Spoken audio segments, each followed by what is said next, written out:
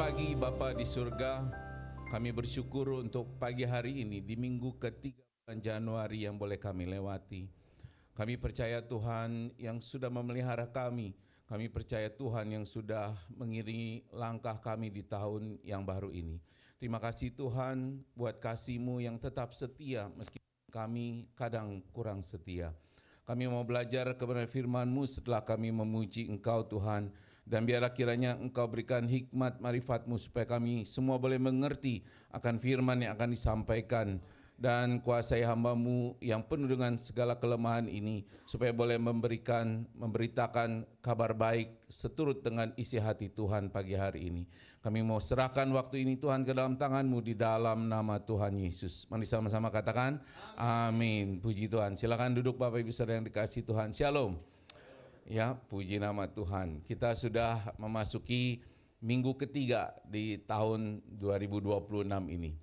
Jadi mestinya tahun yang baru ini bukan lagi benar-benar baru karena sudah 3 minggu kita jalani ya. Dan euforia awal tahun tentu sudah mereda. Dan kita sudah masuk dalam rutinitas kita yang sudah berjalan. Dan kita mulai menghadapi tantangan demi tantangan di dalam kehidupan kita pribadi. Ya, meskipun pohon Natal masih ada di situ, tapi kayaknya suasananya sudah beda ya, sudah beda.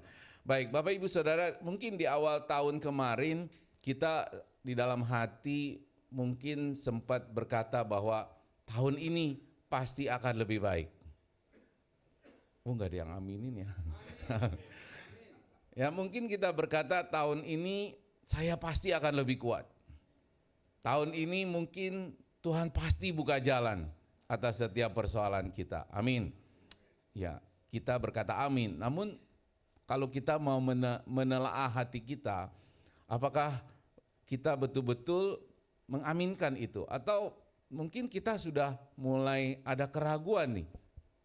Ya, mungkin mulai ada kecemasan, mungkin ada mulai kekecewaan yang mulai muncul ya di minggu ketiga bulan Januari ini. Bapak Ibu Saudara yang dikasihi Tuhan, kita mulai cemas di dalam menghadapi tahun 2026 ini, menurut saya itu hal yang wajar, ya, hal yang wajar. Kenapa? Karena ada begitu banyak ketidakpastian dalam hidup kita yang kita hadapi. Ada banyak informasi yang kita terima yang bisa membuat hati kita itu gentar, membuat hati kita itu cemas di dalam melangkah di tahun 2026 ini. Kita mendengar ada berita penangkapan presiden Venezuela ya, tiba-tiba ditangkap oleh Amerika. Ya, saya bertanya-tanya kok bisa ya pemimpin sebuah negara ditangkap oleh negara lain gitu ya. Ya, luar biasa sebetulnya ya. Belum lagi kita mau dengar Iran tiba-tiba ada kerusuhan. Sempat saya baca mata uangnya sudah nilainya nol, betul ya, nol. Itu sesuatu yang aneh gitu ya. Dan konon di balik itu ada Amerika yang bermain. Belum lagi kita tiba-tiba dihentak oleh kabar dari negara Belanda yang membagikan buku untuk bagaimana bisa bertahan hidup selama 3 hari. Wah, kita mulai juga bingung, panik. Ya, untung-untung kita punya adik ada di Belanda, kita tanya, dia bilang itu udah biasa itu ya. Kita aja yang bingung ya, kita yang bingung.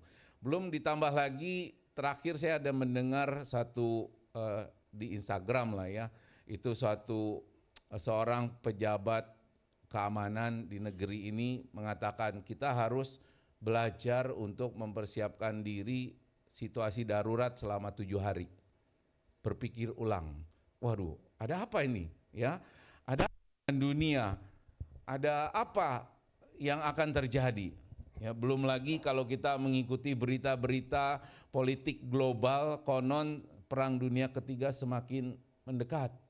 Ya. Belum lagi ditambah tiba-tiba bencana-bencana yang terjadi. Bahkan di 3 minggu pertama ini sudah banyak kejadian, banjir bandang juga kejadian lagi. Ada banyak hal yang tidak pasti di dalam kehidupan kita di hari-hari yang akan datang. Ya. Semua penuh tanda tanya. Ada apa dan apa yang akan terjadi. Dan tentu itu menjadikan hati kita itu menjadi gentar, cemas, khawatir dan sebagainya. Ya. Bapak Ibu Saudara yang dikasihi Tuhan, ketidakpastian itu adalah bagian yang tidak terpisahkan dari kehidupan manusia. Banyak peristiwa yang sudah terjadi yang tidak kita duga, dan akan ada banyak lagi peristiwa yang akan terjadi di masa yang akan datang yang tidak bisa kita duga. Yang semuanya adalah penuh ketidakpastian, tidak bisa diprediksi. Nah, Alkitab tidak pernah menjanjikan kehidupan kita tanpa ketidakpastian. Tetapi Alkitab menjanjikan bahwa ada Tuhan yang setia di tengah ketidakpastian itu. Amin Bapak Ibu Saudara. Ya, kita punya Tuhan yang tetap setia meskipun di dalam situasi yang penuh ketidakpastian. Dan Rasul Paulus menegaskan kebenaran itu di dalam Roma 8 ayat 28. Ya, ini hafalan kita semua mestinya. Yuk, Allah turut bekerja dalam segala hal untuk mendatangkan kebaikan bagi mereka yang mengasihi Dia. Nah, tentu pernyataan ini sejalan dengan kesaksian dari pemazmur bahwa langkah hidup orang yang benar tidak akan berjalan sendirian. Nah, oleh karena itu ayat renungan kita pagi hari ini adalah terambil dari Mazmur 37 ayat 23 dan 24. Ya, saya ingin mengajak kita semua menyanyikannya, bukan membacanya, tetapi menyanyikannya. Ya, boleh saya undang Bung Fani bantuin saya. Ya, Bung Niki juga bantuin saya. Ntar kalau saya nyanyi disuruh nyanyi terus soalnya. So pede banget ya. Ya, Tuhan menetapkan. Yuk. Tuhan menetapkan langkah-langkah orang yang hidupnya berkenan kepadanya. Apabila ia jatuh tak sampai tergeletak, sebab Tuhan menopang tangannya. Lanjut. Tangannya,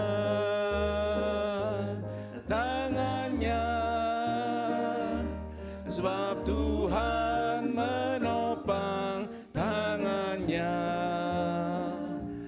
Apabila ia jatuh tak sampai tergeletak, sebab Tuhan menopang tangannya. Kita ulang sekali lagi ya, saya undang semuanya untuk berdiri. Kita sambil tepuk tangan lebih gembira, lebih exciting gitu ya. Karena orang yang hidupnya berkenan kepadanya, apabila ia jatuh tak sampai tergeletak, sebab Tuhan menopang tangannya. Tangannya,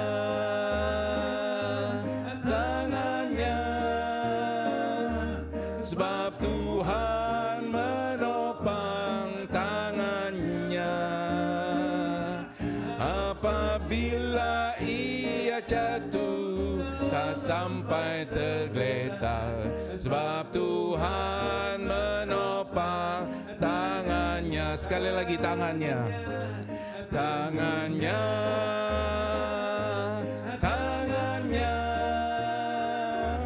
sebab Tuhan menopang tangannya.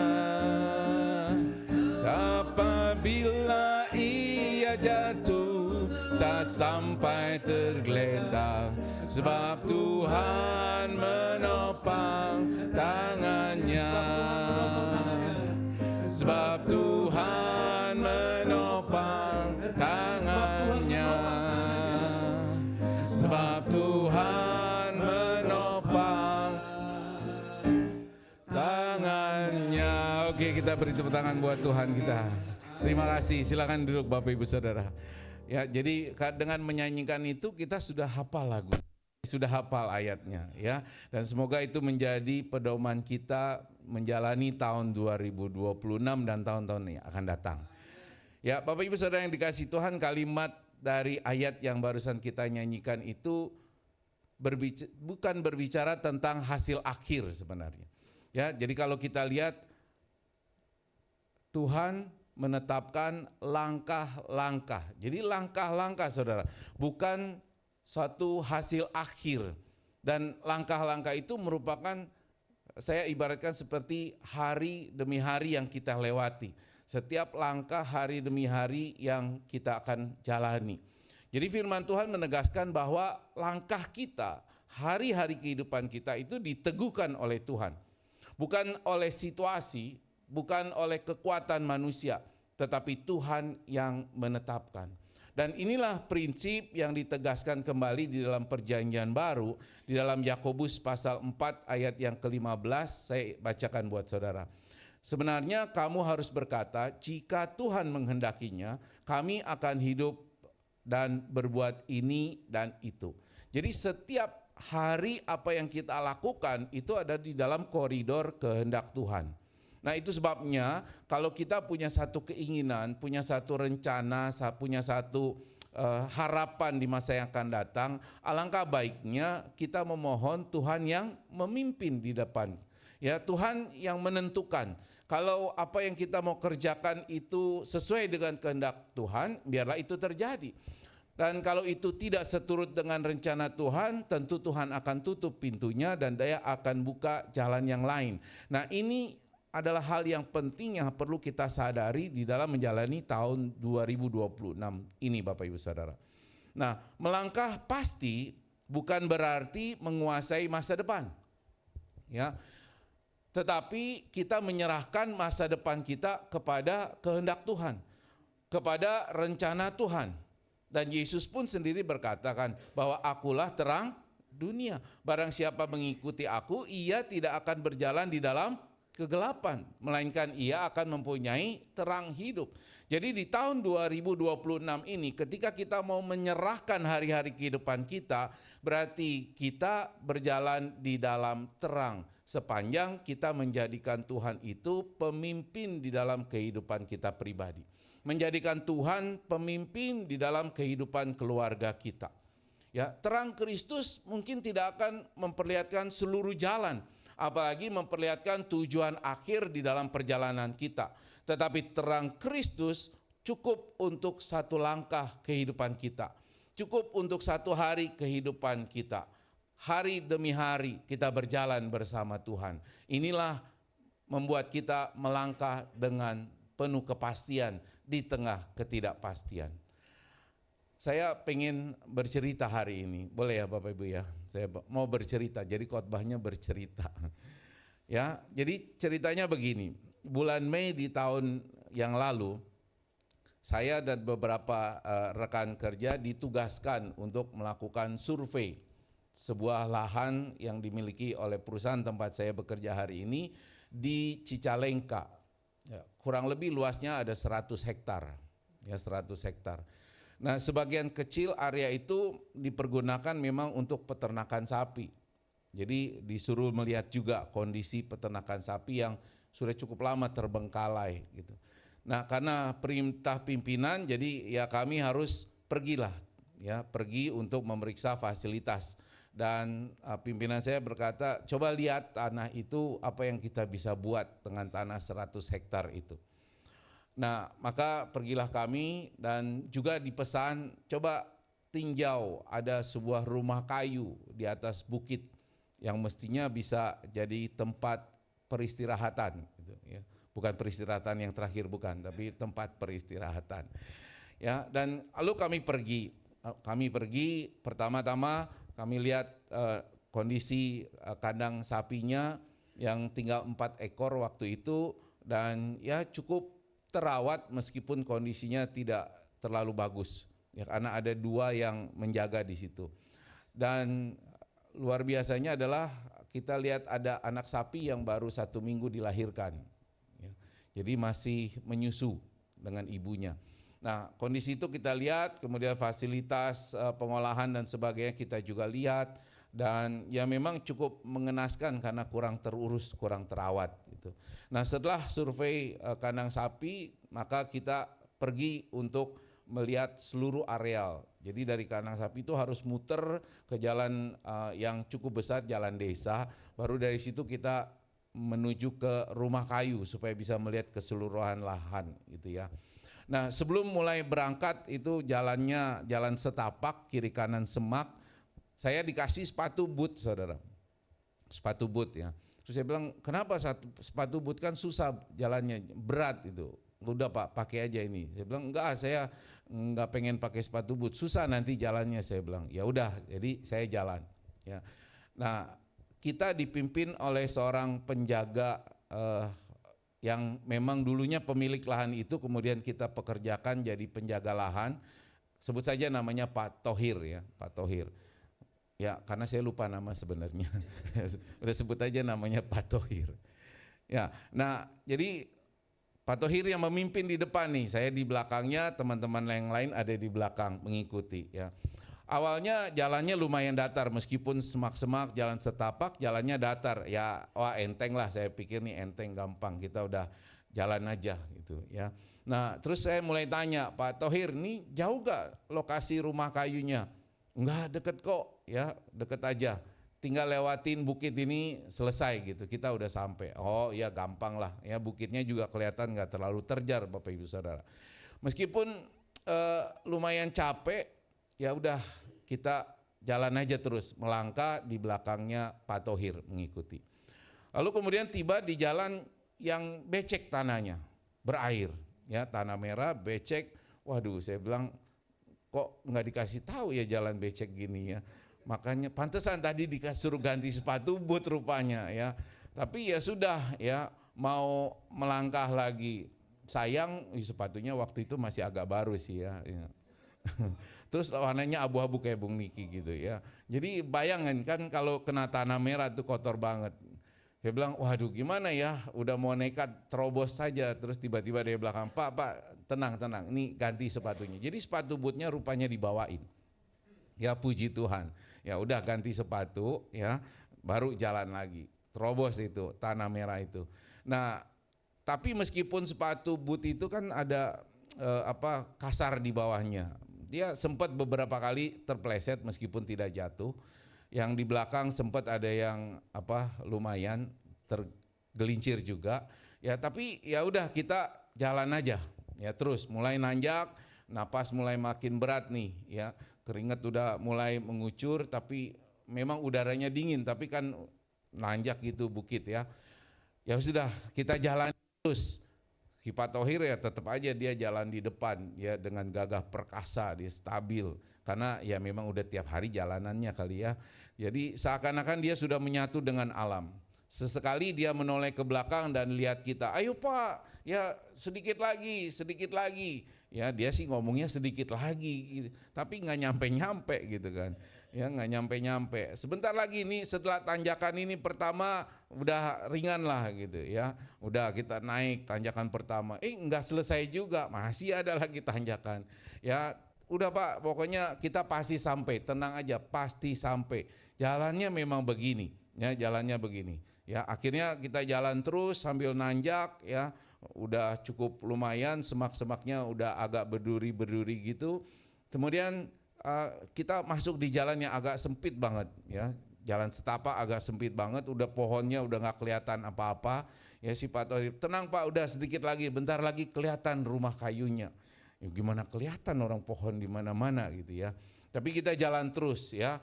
Terus sambil jalan itu saya sempat mikir, coba tadi nggak usah ikut kali ya, suruh teman-teman pergi aja foto-foto udah selesai gitu ya.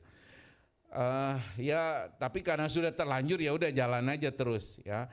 Nah langkah demi langkah kita jalan sampai akhirnya setelah lewat satu tikungan kecil ada rumpun pohon bambu gitu, kita menyeruak dan barulah kelihatan ya rumah kayu itu. Ya rumah kayunya sih kelihatan memang masih kokoh tapi udah tua ya, sudah beberapa bagian tangganya itu udah mulai lapuk. Ya saya bilang ini gimana mau jadi tempat peristirahatan kalau gini ya. Tapi ya sudahlah karena udah sampai dan kita lihat hamparan perbukitan dengan luas tanah seujung mata memandang itu 100 hektar yang perusahaan miliki. Ya, di kejauhan sana kelihatan itu kandang sapi yang tadi kita kunjungi. Ya lumayan jauh sih kalau dihitung-hitung. Ya ada kurang lebih hampir sejam kita naik ke atas itu. Nah, Bapak Ibu Saudara, di situ ada satu kesadaran yang saya dapati. Kadang-kadang selama perjalanan itu kami nggak pernah melihat itu namanya rumah kayu yang menjadi tujuan kami. Tapi ketika sampai baru semuanya jadi jelas, jadi kelihatan jelas. Ya ketika menjalani itu rasanya sesak gitu karena kiri kanan semak semua. Ya, ketika sampai di tujuan melihat rumah kayu itu dan semua pandangan terhampar terbentang dengan indah ya di hadapan. Nah, kadang-kadang saya juga sadar bahwa kalau jalan itu kayaknya mendaki, licin, berkelok-kelok, kadang di dalam hati ini salah jalan gak sih ya? Ini Pak Thohir jangan-jangan karena udah tua pikun mungkin salah jalannya ya. Bertanya-tanya seperti itu Bapak Ibu Saudara. Tapi di dalam perjalanan itu kita juga nggak punya peta detail. Saya coba buka Google Map karena signalnya kurang bagus ya nggak bisa kelihatan ya. Kalaupun kelihatan ya nggak ada apa-apa di situ ya, kelihatan jalur-jalur gitu tidak kelihatan ada jalur jalan. Kita juga nggak pernah tahu, diberitahu apalagi nanti berapa kilometer kita akan ketemu kubangan lumpur gitu ya, tanah berlumpur, nggak pernah tahu. Kita juga nggak pernah dikasih tahu nanti sampai di satu tikungan pohon bambu kita akan udah melihat rumah Tuhan. Kita nggak pernah dikasih tahu, nggak pernah dikasih tahu juga bahwa kita akan lewati 2 bukit atau 3 bukit, tidak pernah dikasih tahu. Ya, cuman Pak Thohir selalu ngomongnya begini, memang jalannya begini Pak, tapi tenang, kita pasti sampai. Ya, kita pasti sampai. Nah, apa kaitannya cerita saya itu dengan firman Tuhan hari ini Bapak Ibu Saudara? Ya, firman Tuhan berkata Tuhan menetapkan langkah-langkah orang yang hidupnya berkenan kepadanya. Saudara perhatikan, menetapkan langkah bukan selalu menjelaskan seluruh rute, hanya menetapkan langkah. Nah, disitulah iman kita bekerja. Iman itu bukan soal tahu semuanya, tapi iman itu adalah percaya kepada Dia yang menetapkan langkah. Nah, begitu juga di dalam kehidupan orang percaya Bapak Ibu Saudara. Kita enggak selalu tahu apa yang terjadi di hari esok, di bulan depan, di tahun depan kita enggak pernah tahu. Kita enggak pernah tahu apa yang terjadi di balik tanjakan di dalam perjalanan cerita saya tadi. Kita tidak pernah selalu tahu ada rumah kayu tujuan hidup kita itu dengan jelas, kita nggak pernah lihat. Kita tidak pernah tahu tujuan hidup kita itu benar-benar seperti apa di tahun yang akan datang, ya, di masa-masa yang akan datang. Bahkan seringkali jalan yang kita lalui itu licin, terjal, susah, penuh pengorbanan, ya, mungkin juga kadang-kadang tergelincir. Nah, ketidakpastian bukan berarti Tuhan tidak memimpin. Di dalam ketidakpastian bukan berarti Tuhan tidak memimpin. Tapi justru seringkali tanda kita sedang berjalan dengan iman. Rasul Paulus menegaskan, sebab kita ini hidup oleh iman, bukan oleh apa yang kita lihat. Nah, sekarang mari kita lihat mengapa akhirnya kami bisa sampai di rumah kayu itu, saudara. Yang pertama, kami itu tidak berjalan sendirian. Ya, kita dipimpin oleh Pak Thohir yang sudah mengenal baik medan jalan menuju rumah kayu itu. Seluk-beluknya dia sudah hafal. Kita nggak pegang peta, Pak Thohir juga nggak pegang peta. Kita nggak tahu jarak tuh yang pasti. Bahkan kadang-kadang ekspektasi jalan itu di luar yang kami bayangkan. Namun satu hal yang Bapak Ibu Saudara yang perlu kita sadari adalah kami mengikuti Pak Thohir. Ya, kami mengikuti Pak Thohir.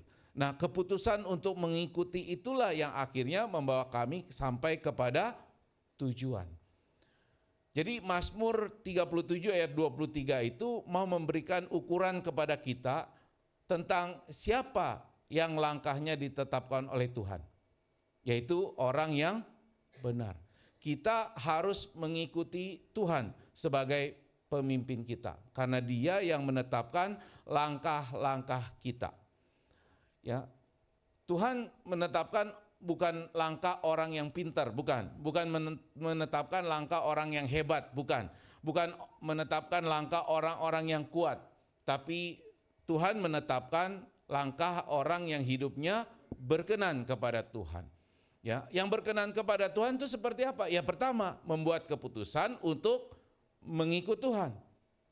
Ya, ini adalah langkah orang yang benar, mengikuti Tuhan, membuat keputusan mengikuti Tuhan. Yang kedua adalah berkenan di hadapannya, itu artinya apa? Ketika kita mengikuti, keputusan mengikuti itu baru satu hal awal, tapi benar-benar mengikuti langkah demi langkah pemimpin itu, maka itu adalah yang berkenan di hadapan Tuhan. Jadi artinya Bapak Ibu Saudara, ketika kami sampai di rumah kayu itu ya karena kami membuat keputusan ikut dan kemudian melangkah di belakangnya Pak Thohir itu. Ya. Nah, sama halnya dengan kita, ketika kita mau mencapai tujuan hidup kita, maka keputusan kita mengikut Yesus dan kemudian kita mengikuti langkah-langkah di mana Yesus memimpin kita. Perjalanan itu yang akan membuat kita sampai kepada tujuan. Kita melangkah dalam kehidupan ini bukan karena kita tahu apa yang akan terjadi di masa depan. Amin Bapak Ibu Saudara. Ya. Kita memang dijanjikan bahwa kita akan sampai di rumah Bapa. Yes, betul. Tapi seperti apa rumah Bapa kan tidak ada gambarannya, betul ya. Seperti rumah kayu tadi. Tapi kita harus tetap taat setia untuk mengikuti langkah demi langkah yang Tuhan sudah tuntun. Nah, inilah yang penting Bapak Ibu Saudara, memutuskan dan taat mengikuti. Inilah yang akan berkenan di hadapan Tuhan. Yesus sendiri kan sudah berkata bahwa setiap orang yang mau mengikuti aku, ia harus apa? Menyangkal diri, memikul salib dan mengikuti aku. Ya, ketika mengikuti Pak Thohir bukan jalan yang mudah Saudara, bukan jalan yang sederhana, tapi penuh perjuangan, tapi kami terus ikuti baru sampai di tempat tujuan.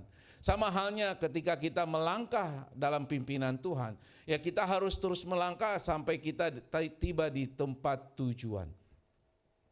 Nah, ini yang penting Bapak Ibu Saudara, ketaatan kita itu diuji ketika jalan yang kita tempuh tidak sesuai dengan harapan kita. Ketika Pak Thohir ngomong udah tinggal deket aja kok, ekspektasi kita adalah ya jalannya udah tinggal sedikit lagi, tapi ternyata nggak nyampe-nyampe.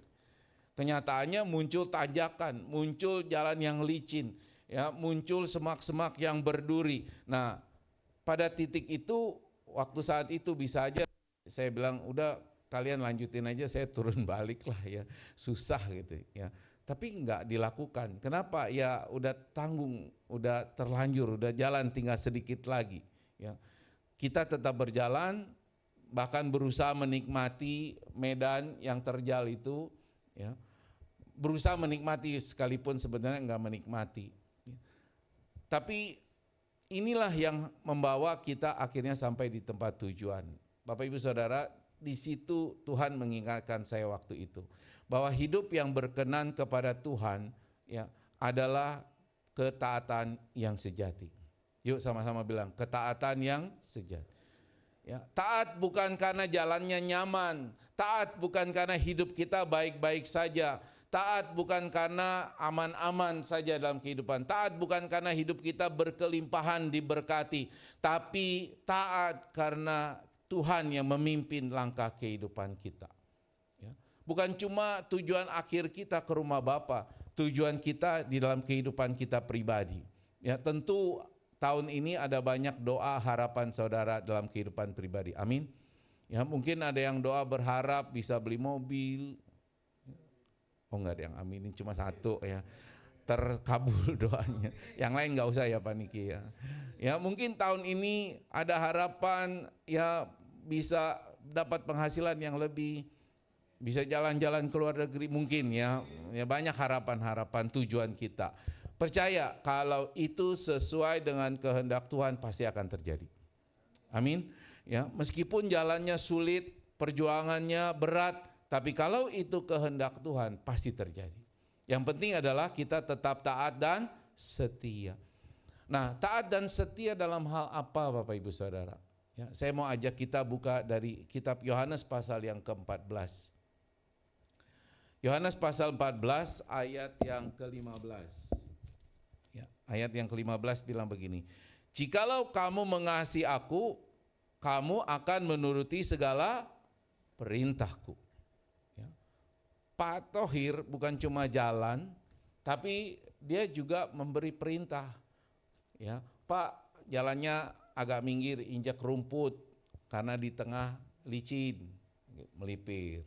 Ya, Pak, hati-hati ini pegangan ada pohon karena tanjakannya cukup curam, kita ikut. Taat Bapak Ibu Saudara, ya taat. Nah, Tuhan bilang kalau kita mau taat sama Dia, yaitu adalah menuruti segala perintahnya. Dan ini hal yang serius Bapak Ibu Saudara, karena diulang lagi di ayat 21, saya bacakan buat saudara. Barang siapa memegang perintahku dan melakukannya, dialah yang mengasihi aku. Jadi kalau kita taat, berarti kita mengikuti perintah Tuhan, pegang perintah Tuhan. Dan diulang ketiga kalinya di pasal yang sama, di ayat yang ke-23. Jawab Yesus, jika seseorang mengasihi aku, ia akan menuruti firmanku dan Bapakku akan mengasihi dia dan kami akan datang kepadanya dan diam bersama-sama dengan dia. Jadi ketaatan itu dalam hal menjalankan perintah Tuhan, dalam hal memegang perintah Tuhan. Dan ternyata ketaatan itu adalah wujud bahasa kasih. Ya, bahasa kasih. Kita sering bilang bahwa aku mengasihi Tuhan, tapi seringkali tidak taat. Berarti bohong kata-katanya, ucapannya kosong karena tidak mengasihi. Kalau karena tidak taat. Kalau kita mengasihi, tentu kita akan taat. Jadi Bapak Ibu Saudara yang dikasihi Tuhan, hidup yang berkenan kepadanya bukanlah sekali lagi hidup yang mengerti, tetapi hidup yang mau mengikuti. Saya ulang ya, hidup yang berkenan bagi Tuhan itu bukanlah hidup yang mengerti, tetapi hidup yang mengikuti. Ya, mengikuti Tuhan, taat kepada Tuhan. Hidup yang berkenan bukan hidup yang nyaman, tetapi hidup yang tetap taat pegang perintah Tuhan. Ya, di dalam kehidupan nyata, kehidupan kita ini kadang-kadang banyak jalan pintas yang bertentangan dengan perintah Tuhan. Ya, kadang-kadang dihadapkan pada dua pilihan, kata Bu Emi tadi di awal. Ya, kita mau ikut perintah Tuhan yang memudahkan hidup kita, atau kita mau ikut perintah Tuhan yang membuat jalannya tidak nyaman. Nah, ketaatan kita tentu kita harus putuskan untuk tetap mengikuti kehendak Tuhan meskipun itu tidak nyaman. Dan kenapa kita harus tetap taat dan setia meskipun jalan tidak mudah? Karena di ayat 24 meneguhkan kita, apabila kita jatuh tidaklah sampai tergeletak, sebab Tuhan menopang tangan kita. Jadi ayat ini adalah ayat Mazmur yang sangat jujur Bapak Ibu Saudara. Ya, Daud tidak menuliskan tentang kehidupan yang steril, tentang kehidupan kita yang rapi sebagai anak-anak Tuhan, tentang kehidupan kita yang tanpa masalah. Tapi dia berkata realistis, apabila kita jatuh. Ya, apabila kita jatuh, bukan jika kita jatuh. Kalau jika kita jatuh bisa iya, bisa enggak. Tapi apabila berarti sudah pasti jatuh. Sudah pasti jatuh. Jadi kehidupan kita sebagai orang percaya bisa jatuh, pasti jatuh. Suatu ketika pasti jatuh. Mungkin jatuh dalam dosa, ya mungkin jatuh dalam keraguan, jatuh dalam kecemasan, jatuh dalam kekhawatiran, ya bahkan iman kita bisa melemah, bisa terjadi Bapak Ibu Saudara. Tetapi jangan kita takut. Kenapa? Tangan Tuhan yang menopang. Ketika hidup kita berkenan di hadapan Tuhan.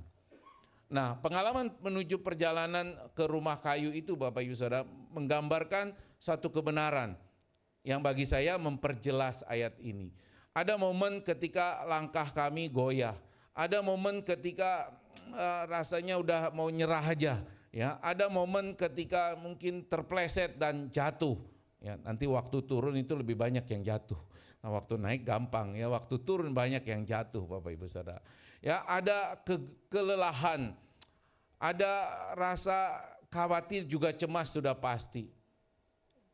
Sempat juga muncul, kalau tahu begini mestinya balik lagi, saya nggak usah ikut. Kalaupun ikut udah pakai sepatu boot, atau tadi berangkat udah pakai sepatu yang khusus hiking gitu ya. Meskipun nggak punya gitu, tapi kan berhayal boleh ya.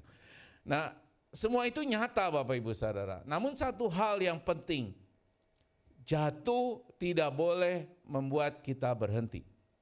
Karena berhenti nggak nyampe. Hati goyah, ragu, nggak membuat berbalik arah pulang, tidak berani hadapi. Lelah bukan berarti harus menyerah. Nah, Rasul Paulus menggambarkan satu dinamika yang seperti ini Bapak Ibu Saudara. Di dalam 2 Korintus 4 ayat 8-9 dia berkata begini, saya bacakan. Dalam segala hal kami ditindas namun tidak terjepit. Kami habis akal namun tidak putus asa. Kami dianiaya namun tidak ditinggalkan sendirian. Kami dihempas namun tidak binasa. Jadi di dalam perjalanan hidup kita bisa jatuh. Kita bisa merasa lelah. Kita bisa merasa mungkin sudah mau menyerah. Tapi jangan berhenti. Tetap melangkah dengan pasti. Karena Tuhan yang memimpin langkah kehidupan kita. Amin. Ya, tetap melangkah dengan pasti.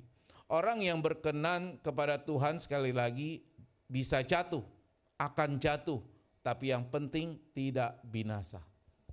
Bisa menjadi lemah, tapi tidak ditinggalkan oleh Tuhan. Ya, dan Amsal menegaskan kebenaran yang seperti ini Bapak Ibu Saudara. Sebab 7 kali orang benar jatuh, namun ia akan bangkit kembali. Kenapa? Sebab Tuhan menopang tangannya. Nah, inilah inti pengharapan dari Mazmur pasal 37 Bapak Ibu Saudara. Ya, bukan soal berapa kuat kita melangkah, tetapi siapa yang menopang kita ketika kita melangkah, ketika kita mulai goyah. Sepatu boot yang sempat saya tolak ternyata dibawa, ya, disiapin buat saya. Dan ketika saya butuhkan ada disiapkan. Saya membayangkan kayaknya hidup kita juga seperti itu ya. Kadang Tuhan menawarkan sesuatu yang baik buat kita, kita tolak. Ya, tetapi Tuhan tetap setia. Ketika kita membutuhkan pertolongan, Tuhan sudah menyiapkan segala sesuatunya. Amin saudara. Ya, Dia sudah siap untuk menopang Bapak Ibu Saudara. Ya, menopang lewat apa? Lewat komunitas supaya imanmu tambah kuat. Menopang lewat anugerah belas kasih-Nya hari demi hari. Ya, terlebih lagi menopang kita dengan pengampunan dosa yang sudah kita terima. Nah, inilah yang harusnya menguatkan kita. Dan semua itu tentu terjadi sesuai dengan waktunya Tuhan. Nah, oleh karena itulah Bapak Ibu Saudara, kita seperti Ibrani 4 ayat 16 mengatakan, marilah kita dengan penuh keberanian menghampiri tahta kasih Kristus, supaya kita menerima rahmat dan menemukan kasih karunia untuk mendapat pertolongan kita pada waktunya. Jadi artinya apa? Ya harus terus hidupnya berkenan kepada Tuhan. Dan hidup berkenan kepada Tuhan berarti membina relasi yang baik dengan Tuhan. Dan ketika kita hidupnya berkenan, maka pertolongan Tuhan tepat pada waktunya. Dan Yesaya menambahkan janji Tuhan itu. Sebab aku ini Tuhan Allahmu, memegang tangan kananmu dan berkata kepadamu, janganlah takut, akulah yang menolong engkau. Jadi melewati tahun 2026 ini kita tidak boleh ragu. Kita harus melangkah dengan pasti. Karena ada Tuhan yang memimpin, karena ada Tuhan yang menopang kehidupan kita. Amin. Ya, tangan Tuhan itu tidak pernah lepas dari orang-orang yang mau mengikuti Dia. So, Bapak Ibu Saudara yang dikasihi Tuhan, sepanjang perjalanan menuju rumah kayu, kami tidak melihat tujuan yang jelas. Cuma dikasih tahu rumah kayu, nanti di situ pemandangannya indah di puncak bukit. Kita bisa lihat segala sesuatunya. Cuma cerita itu. nggak dicerita jalan yang berbelok, tidak diceritakan semak-semak berduri, tidak diceritakan jalan yang becek dan licin, tidak diceritakan. Namun ketika kita sampai di puncak, maka pemandangan terbentang luas, mungkin melebihi seperti yang kita bayangkan. Ada keindahan yang lebih indah dari yang bisa kita duga, ya, ketika tiba di puncak. Demikian halnya dengan perjalanan iman kita, Bapak Ibu Saudara. Kita tahu Yesus menjanjikan bahwa Dia menyediakan tempat di rumah Bapaknya. Amin. Amin. Bapak Ibu Saudara bisa bayangin rumahnya kayak apa?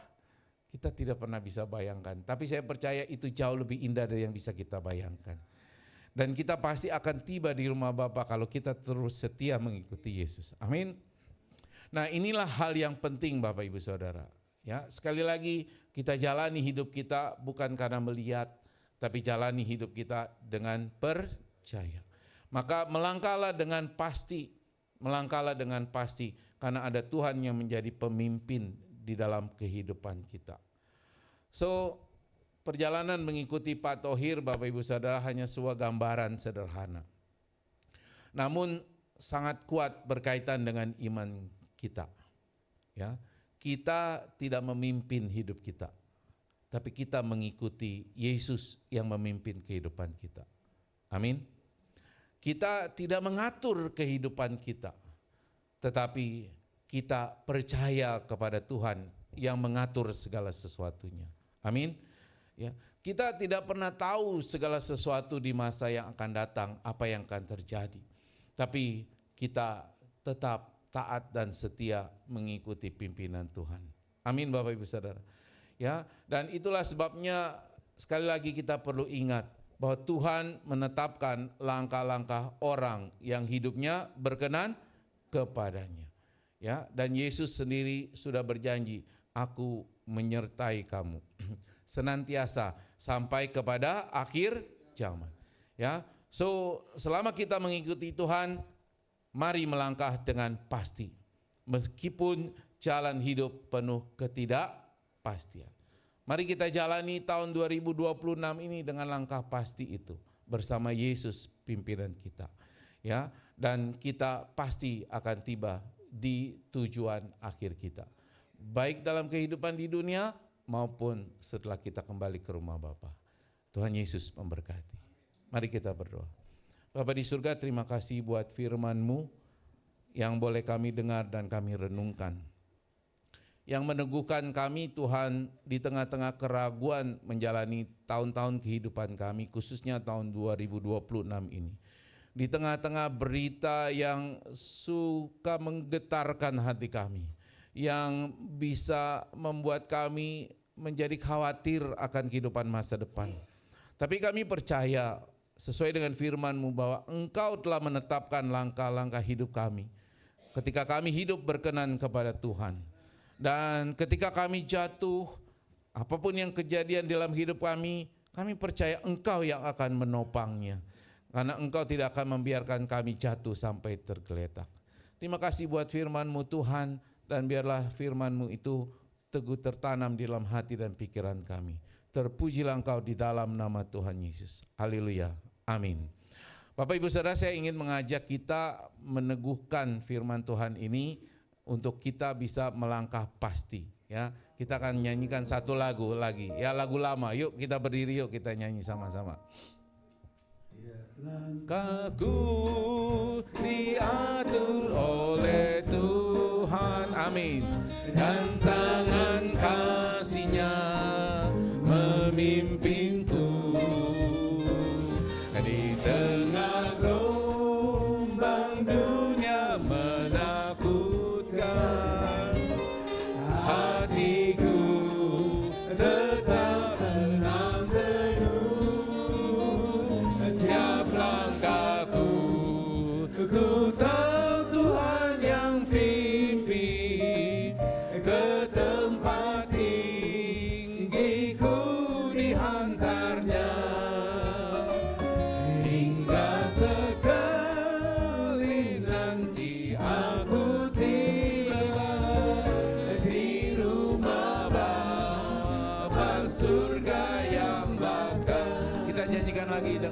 lebih sungguh Bapak Ibu Saudara.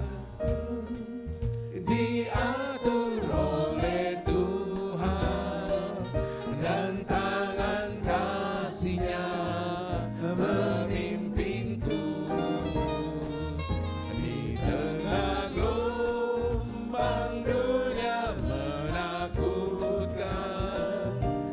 Hatiku tetap tenang teduh, tiap langkahku ku tahu Tuhan yang pimpin ke tempat tinggiku diantarnya, hingga sekali nanti aku tiba di rumah Bapa surga yang bakal, hingga sekali nanti aku tiba di rumah Bapa surga yang bakal. Hingga sekali nanti aku tiba, hingga sekali nanti aku tiba